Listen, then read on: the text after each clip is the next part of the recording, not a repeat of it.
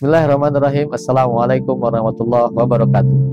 Pemirsa yang budiman, kita bisa dapati problematika yang ada di masyarakat itu tidak terlepas dari problem-problem yang menyangkut individual maupun juga kemasyarakatan. Hal ini merupakan hal yang lumrah ketika seorang manusia berinteraksi dengan manusia yang lain, maka akan ditimbulkan suatu problematika atau masalah.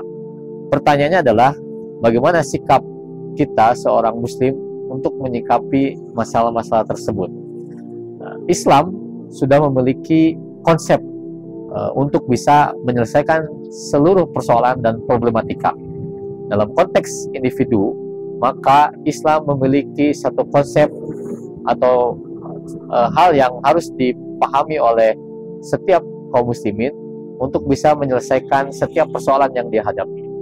Salah satunya adalah konsep bagaimana dia memahami tentang way of life atau tujuan hidupnya.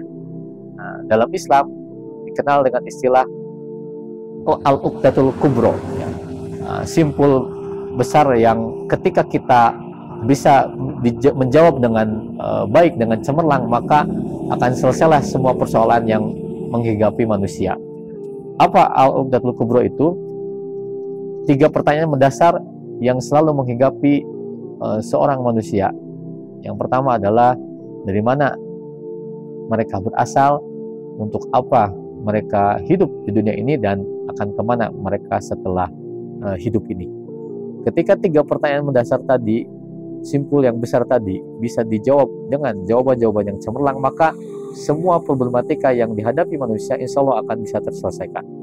Pertanyaan pertama adalah, dari mana manusia itu berasal? Tentunya Islam dengan jelas memiliki jawaban tentang pertanyaan pertama tadi, yaitu manusia berasal dari Sang Khalik, Allah Subhanahu wa Ta'ala.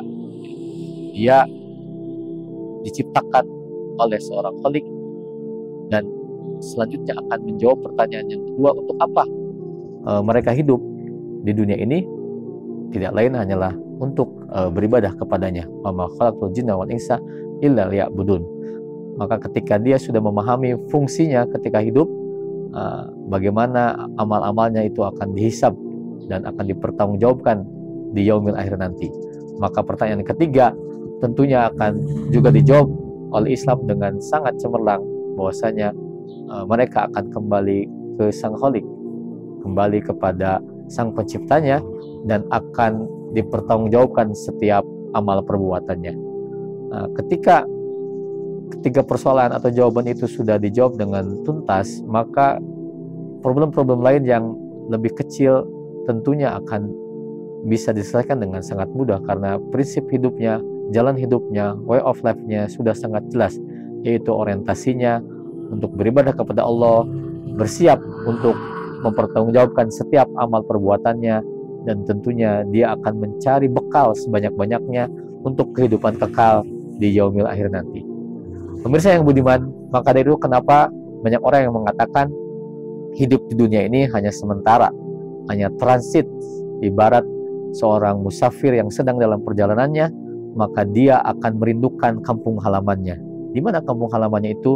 Kampung halamannya adalah di akhirat nanti, dan di sanalah mereka akan hidup kekal selama-lamanya.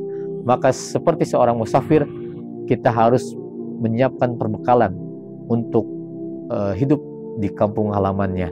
Apa bekal itu? Yaitu amal soleh.